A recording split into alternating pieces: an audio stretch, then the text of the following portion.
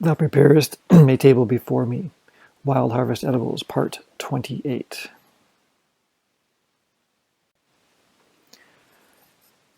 Just remember, as you navigate any health challenge, it is always recommended that you partner with a medical practitioner that shares your philosophy of the care of the human body, in disease and in health. The information shared in this presentation is meant to educate and improve your wellness toolbox and aid in returning it to health if sick and maintaining good health when well. It should not be construed as medical advice, simply as tools that have been used successfully by others in similar situations. As always, investigate and verify any treatment, protocol, or procedure for yourself, not blindly accepting anything without due diligence.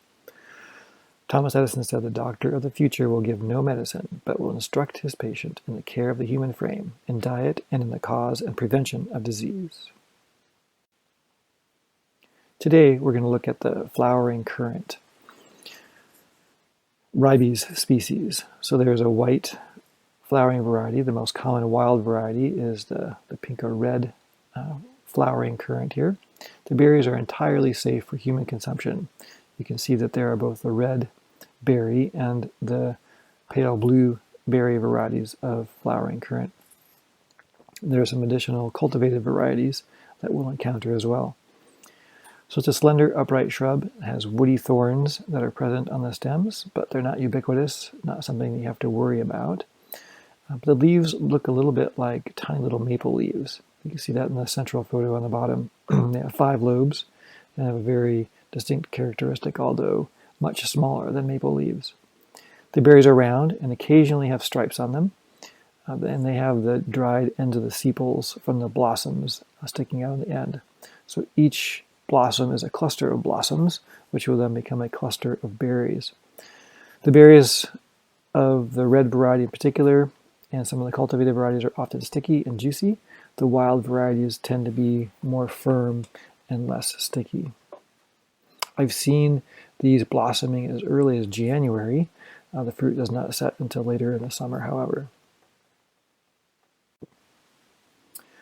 From an edibility standpoint, you can just pick them and eat them along the trail. The ones pictured here are cultivars that you would find in a garden as compared to a wild variety. The wild variety are more the pale blue varieties that you see, but they're often used in things like jams, jellies, syrups, salads, etc. You can make a honey currant jam, as you can see pictured here. Just take 4 cups of currants and mash them. Put 2 teaspoons of calcium water that's found in the Pomona Universal Pectin package, 2 teaspoons of Pomona Universal Pectin, and a half to 1 cup of raw unfiltered honey, depending on how sweet you like it. So just in a large saucepan, combine that berry mash with the calcium water, and then in a separate bowl, combine the honey and pectin.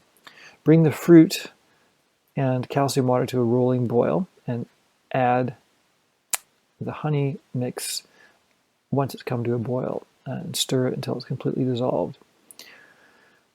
Bring it to a rolling boil for another 1 minute, and then check it for gelling. Make sure it gels as gelling begins to start. You want to place it while it's hot into jars, and if you are going to can it, just go ahead and water bath it for 10 minutes at 1,000 feet of elevation, and you would increase time as you move higher in elevation. Here's some different presentations of using currants raw in a edible situation, typically as a garnish, not typically as a handful like blueberries, but you would use them as a garnish. You could use this for the red as well as any other color of currant, whether it be the blue. Here's a recipe for massaged kale and currant salad. Just take 1 bunch of kale of your choice, 1/3 of a cup of sunflower seeds, 1/3 of a cup of dried or fresh currants, a teaspoon of sea salt, 1/3 cup of crumbled tofu. This is in lieu of a feta cheese for those who are plant-based, a 1/4 cup of red diced onion, 3/4 cup of diced apple, and 2 teaspoons of fresh lemon juice. Just massage a freshly cut kale that's been washed in sea salt for 2 minutes. So you want to wash it, and then you add the sea salt and massage it for 2 minutes after you've cut it. And that's going to help draw the juices out of it and make it more digestible, because adding salt to A mixture is one way to break down cell walls and release the contents and make them more digestible. Toast the sunflower seeds in a toaster oven and add those to the mix, and then add the additional ingredients, toss it, and serve. From a nutritional standpoint, currants are very high in vitamin C. They're twice the potassium of bananas by weight, 4 times the vitamin C as oranges, 2 times the antioxidants of blueberries, and have a host of anti-inflammatory properties, particularly derived from their coloring. And they also can aid arthritis and fight cancer. So here's the red and a dark blue variety. Both of these look like they're probably cultivated varieties as opposed to wild varieties. The wild are the pale blue, but all these different varieties are edible.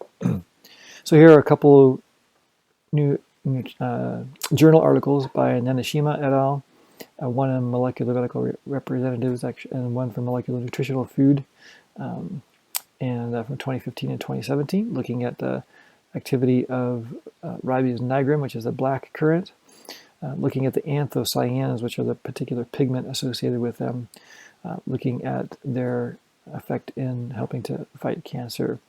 Anthocyanin-rich black currant extract inhibits proliferation of the MCF10A, healthy human breast epithelial cell line, through induction of the G0 and G1 arrest and apoptosis. So those are different regions of the mitotic phase.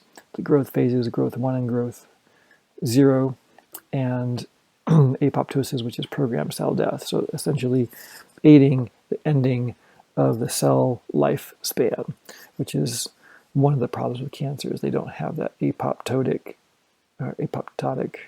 signal present or functioning in them.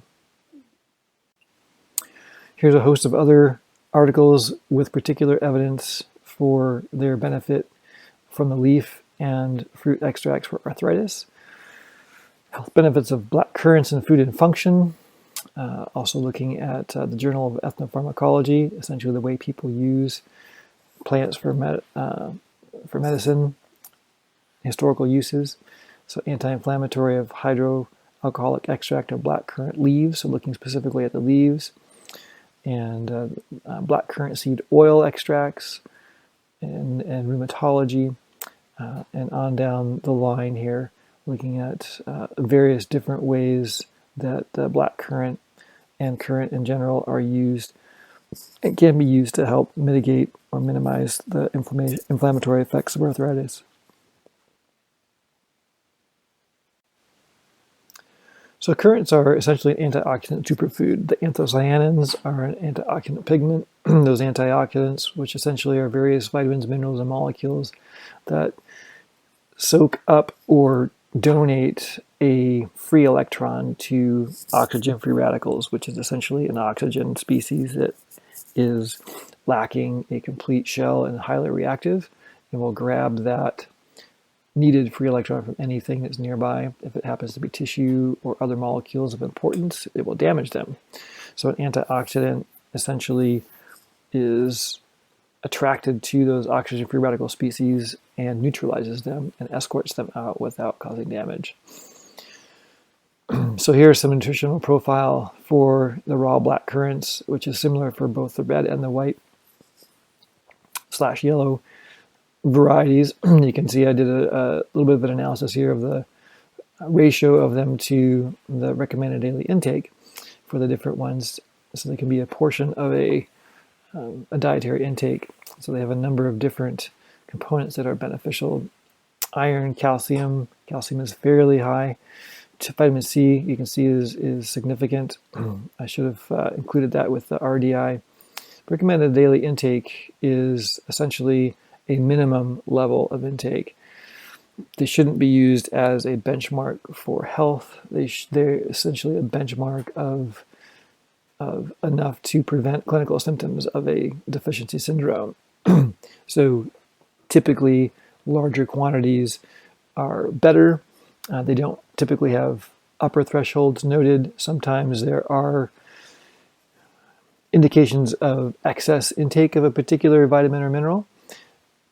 Those should be paid attention to. But typically, particularly for water-soluble vitamins, those are going to be hard to get, especially if one is hard to get excess of, especially if one is adequately hydrated. So not to worry, especially when eating whole foods, about getting too much of any one vitamin or mineral, especially a broad spectrum of whole foods, whole plant foods, because you're going to be getting a nice spectrum of vitamins and minerals as God created. Our next species of plant that we'll look at here for our wild harvest is the huckleberry, Vaccinium ovifolium. So again, this is one that has both a red and a blue variety associated with it. It's very similar to a blueberry, although less robust in taste, kind of a slightly less blueberry flavor to it. But it's a low branching shrub. Actually, some can get quite tall. We have a huge huckleberry bush by our house that's taller than I am, 6 feet plus tall. The stems can be reddish in color for the blue varieties, but in the red variety is completely green at the bearing tips. It can be woody and brown towards the base of the trunk area. The fruit can be red or dark blue, and all huckleberries are slightly flattened and have a crater-like eye in the center, which would have had this where the blossom and sepal would have been present. So unlike the currant, there's no sepal dried left behind. This is true for blueberries as well as the huckleberry that we're looking at here today. Edible parts of the huckleberry, we have the berries, the flowers, and the tender young leaves are also edible portions of the huckleberry. The berries are very sweet tasting, I should say mildly sweet tasting. They're used raw, just pick them off the bush and eat them. They're also used in jams, jellies, syrup, salads, etc. The leaves are bittersweet in nature, can be used in a mixed salad. They're very high in antioxidants, so another superfood, aid in neutralizing oxygen-free radicals, again like we saw in the currants. Again, an excellent source of vitamin A and C, and also of pectin. So pectin is soluble fiber. Both pectin and soluble fiber function in aiding to lower blood sugar and cholesterol in the human body. The crushed berries smell blueberry-like. If it doesn't smell blueberry-like, it's not huckleberry. So if you're confused or want to make sure that you have a huckleberry before you consume it, which you should do, make sure that you know it's huckleberry before consuming. Huckleberries are a low glycemic fruit, which essentially means that when it's consumed, the sweetness that it has in it does not elevate blood sugar appreciably. Something that's high glycemic is going to increase blood sugar significantly upon consumption, and then have a correspondingly low dip following it. So huckleberries are low glycemic. In fact, consumption of mangoes and blueberries, which is a close relative to huckleberries, the blueberries, contain pancreatic regeneration compounds, which the pancreas is the organ of the body that produces insulin, which is important for allowing blood sugar to be reduced appropriately and enter the cellular structures as needed. And that can become damaged, the pancreas, either through genetic predisposition or excessive challenge or other pathogenic processes. And mangoes and blueberries both contain those compounds, and they may also be present in huckleberries. So eating the whole fruit intact eliminates a blood sugar spike. If you're doing jam, there could be a spike associated with it, but eating the whole fruit, you have the fiber that's present and the compounds that are unadulterated by processing. Wild huckleberries never raise insulin levels. They're a completely low glycemic food and can also help to flatten out a blood sugar curve. This is a picture of both the red huckleberry in the upper picture and the blue huckleberry down below. You can see it's in the fall time here. The leaves are starting to turn color. Delightful aspect of the alpine environment and coming into a huckleberry grove or bush area. And both of these are very edible and just a fun trailside snack. So some medicinal benefits of huckleberries. Again, diabetes and blood sugar control because of the rich anthocyanins that are present. Also, they contain chromium, which is often found in diabetic medications. Chromium can help support the body's ability to regulate blood sugar. There are also flavonoids present, and they aid in blood circulation. which can substitute actually for insulin if needed. So if you're in the wild, you have not access to your insulin, but you do have access to the huckleberries, it could get you through a period of non-insulin access. Also, it can help decrease gastrointestinal stress. A tea of the huckleberry leaves can help to reduce intestinal upset.